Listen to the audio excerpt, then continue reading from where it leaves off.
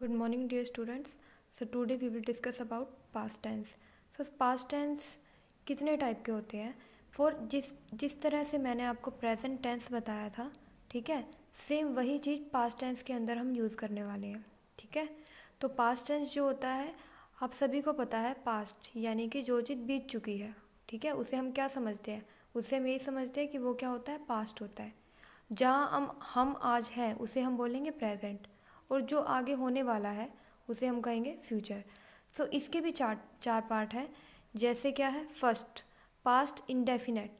Past indefinite की अगर हम बात करते हैं तो यहाँ पे क्या होगा, इसकी हेल्पिंग वर्ब है डिड। ओके, सो इसकी हेल्पिंग वर्ब जो आप यूज़ करोगे पास्ट टेंस के अंदर वो होगी डिड। अगर मैं इसके पैटर्न की बात करूँ तो इसका पैटर्न है सब्जेक्ट प्लस में वर्ब की सेकंड फॉर्म प्लस में ऑब्जेक्ट, ठीक है। वर्ब की सेकंड फॉर्म का मतलब है कि यहाँ पे जैसे कि आप सभी ने वर्ब का टॉपिक पढ़ा है, ठीक है, तो वहाँ पे यहाँ पे पास्ट इंडेफिनेट में आप वर्ब की सेकंड फॉर्म यूज़ करोगे। जैसे कि हरी प्लेड फुटबॉल, तो यहाँ पे हरी है हमारा सब्जेक्ट, प्ले है हमारी वर्ब, लेकिन अगर हम प्ले की सेकंड फॉर्म के बारे में बात करेंगे तो यहाँ आएगा प्लेड, ठीक है। तो यहाँ पे हमने वर्ब की सेकंड फॉर्म को यूज़ किया है, प्लस में फुटबॉल। फुटबॉल क्या है, ऑब्जेक्ट। सेम ऐसे ही negative sentence, Hari did not play football. और इंटेरोगेटिव में जैसा कि मैंने आपको बताया था, इंटेरोगेटिव में हेल्पिंग वर्ब सब्जेक्ट से पहले आ जाती है। सो यहाँ पे हमने डिड यूज़ किया सब्जेक्ट से पहले, did Hari play football. And one thing you have to remember, यहाँ पे जब हम जैसे ही डिड यूज़ करते हैं तो यहाँ पे जब हमने डिड यूज़ किया तो हम वर्ब की फर्स्ट फॉर्म यूज़ करेंगे। अगर आप ध्यान दो, सिंपल सेंटेंस में हमने वर्ब की सेकंड फॉर्म यूज़ की थी, ठीक है। नेगेटिव में हमने क्या किया था, हमने देखो यहाँ पे डिड यूज़ किया था, डिड की वजह से हमने क्या किया, यहाँ पे वर्ब की फर्स्ट फॉर्म यूज़ किया। इंटेरोगेटिव में भी डिड के साथ वर्ब की फर्स्ट फॉर्म यूज़ होगी। तो आपको ये चीज़ ध्यान रखनी है, जहाँ पे आप डिड का यूज़ करोगे वहाँ पे आप वर्ब की फर्स्ट फॉर्म का यूज़ करोगे, ठीक है। सो अब हम यहाँ पे बात करते हैं पास्ट कॉन्टीन्यूस टेंस के बारे में, यानी कि जो चीज़ पास्ट से कॉन्टीन्यूस है, ठीक है। पास्ट में जो चीज़ कॉन्टीन्यूस थी उसे हम कहेंगे पास्ट कॉन्टीन्यूस टेंस। तो यहाँ पे हेल्पिंग वर्ब जो हम यूज़ करते हैं वो है वॉज एंड वर, ठीक है।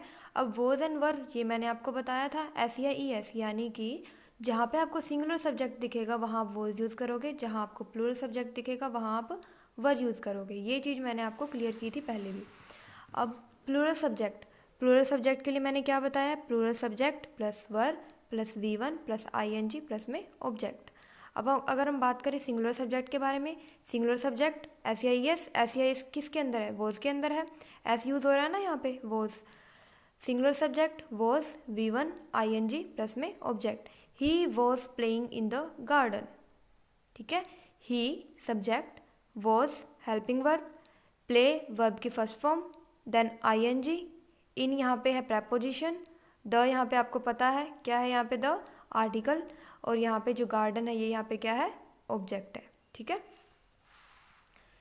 अब आगे हम बात करते हैं पास्ट परफेक्ट के बारे में। पास्ट परफेक्ट टेंस के बारे में अगर हम बात करें तो यहाँ पे जो हम हेल्पिंग वर्ब यूज़ करते हैं वो यूज़ करते हैं हैड, ठीक है। तो यहाँ पे अगर हम पैटर्न की बात करें, पैटर्न है subject plus had plus verb की थर्ड फॉर्म प्लस में object. Subject, Kavita had dance in the school. Kavita है, एक minute, Kavita had dance in the school. So Kavita, here Kavita is the subject, had plus में वर्ब की जो फॉर्म है यहाँ पे क्या होगी, डांस। वर्ब की आपने थर्ड फॉर्म यूज़ करनी है, वर्ब की थर्ड फॉर्म, यानी कि फर्स्ट फॉर्म तो डांस है, थर्ड फॉर्म क्या होगी, डांस्ड इन द स्कूल, ठीक है। आगे है past perfect continuous. Past perfect continuous के बारे में अगर हम बात करें तो यहाँ पे हम यूज़ करते हैं हैड बीन, ठीक है। सब्जेक्ट प्लस में had been plus V1 plus ING plus में सिंस फोर मैंने आपको पहले ही बताया था, याद होगा आपको। जब कोई भी चीज़ पास से चली आ रही है और वो अभी भी कॉन्टीन्यूस में है तो वहाँ हम सिंस यूज़ करते हैं, और अगर हम किसी टाइम पीरियड के बारे में बात कर रहे हैं तो वहाँ हम फॉर यूज़ करते हैं। Kavita had been dancing since morning, Kavita क्या है, सुबह से डांस कर रही है, तो यानी कविता कविता सुबह से डांस कर रही है, यानी कविता अभी भी प्रेजेंट, अभी भी वो क्या है, डांस कर रही है, तो यहाँ पे हमने सिंस यूज़ किया। Kavita had been dancing for 1 hour, यहाँ पे हमने क्या है, लिमिट बता दी, टाइम पीरियड बता दिया कि 1 आवर। सो अब हम डिस्कस करने वाले हैं आगे फ्यूचर टेंस। फ्यूचर टेंस के भी 4 पार्ट होंगे, indefinite, continuous, perfect and perfect continuous. So first है फ्यूचर इंडेफिनेट। फ्यूचर इंडेफिनेट के अंदर जब आप हेल्पिंग वर्ब यूज़ करोगे वो होगी विल, ठीक है, हेल्पिंग वर्ब यूज़ होगी यहाँ पे विल।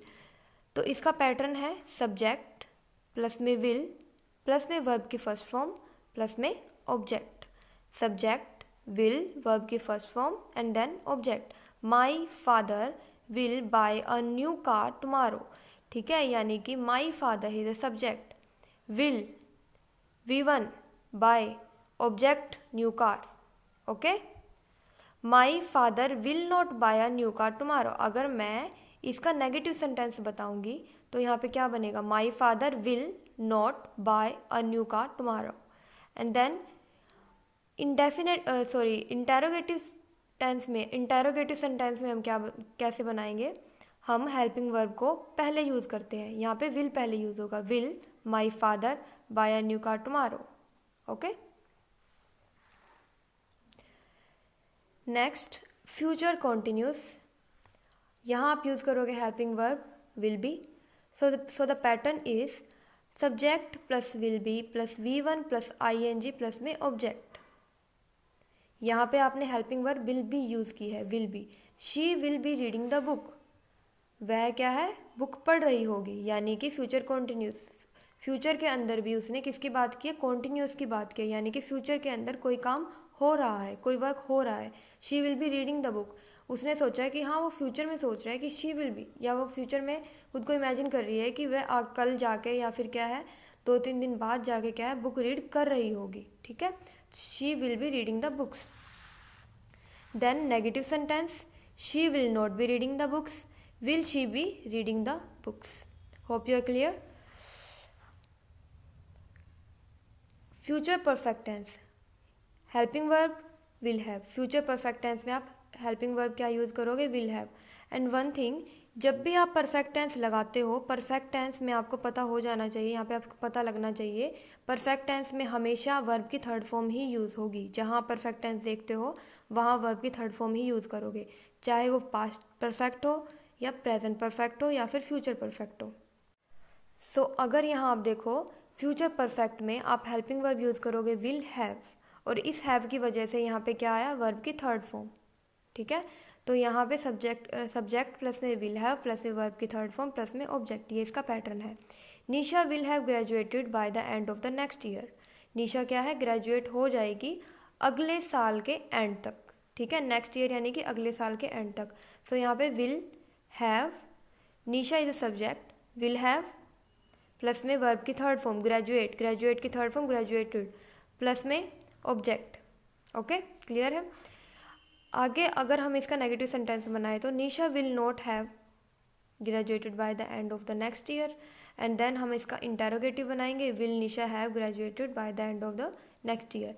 अगर आप ध्यान से देखो विल के बाद हमने सब्जेक्ट यूज़ किया है, ठीक है, तो जब भी आप इंटेरोगेटिव में जाओगे विल उसके बाद सब्जेक्ट और देन उसके बाद आप क्या यूज़ करोगे, हैव यूज़ करोगे, will Nisha have graduated by the end of the next year. Next one is future perfect continuous. आपको अगर याद हो परफेक्ट कॉन्टिन्यूस में हमने has been have been use की थी। फ्यूचर परफेक्ट कॉन्टिन्यूस, फ्यूचर की जो वर्ब है वो होती है विल, ये मैंने आपको स्टार्टिंग में पहले ही क्लियर किया था कि जो फ्यूचर की जो वर्ब हम यूज़ करते हैं वो विल यूज़ करते हैं, ठीक है। तो यहाँ पे फ्यूचर परफेक्ट कॉन्टिन्यूस में क्या यूज़ होगा, विल हैव बीन। अगर आपने ध्यान दिया हो फ्यूचर टेंस में फ्यूचर इंडेफिनेट में हेल्पिंग वर्ब विल यूज़ हुई थी, कॉन्टिन्यूस में विल बी, परफेक्ट में विल हैव और परफेक्ट कॉन्टिन्यूस में विल हैव बीन, ठीक है। तो इससे आपको क्लियर हो रहा होगा कि फ्यूचर के अंदर हम विल यूज़ करते हैं। Now pattern, subject plus will have been plus V1 plus ING plus में सिंस एंड फॉर, ये आपको बताया है मैंने। जब भी परफेक्ट कॉन्टिन्यूस की बात होगी, फ्यूचर परफेक्ट कॉन्टिन्यूस या फिर कभी भी परफेक्ट कॉन्टिन्यूस के बारे में बात होगी तो वहाँ आप सिंस और फॉर का यूज़ करते हैं। I will have been waiting for him for 1 hour, मैं उसका कब से वेट कर रही हूँ, 1 आवर से वेट कर रही हूँ, ठीक है, मैं उसका 1 आवर से वेट कर रही होंगी, यानी कि वो फ्यूचर के बारे में बात कर रहा है। 1 hour is a time period, time period के लिए हम फॉर यूज़ करते हैं। I will not have been waiting for him for 1 hour, negative sentence will not have been. आगे है जो लास्ट वन है इंटेरोगेटिव, इंटेरोगेटिव सेंटेंस में विल आ जाएगा पहले, I have been waiting for him for 1 hour, ठीक है। सो होप सो आपको टेंस वाला टॉपिक क्लियर हुआ होगा। Thank you so much.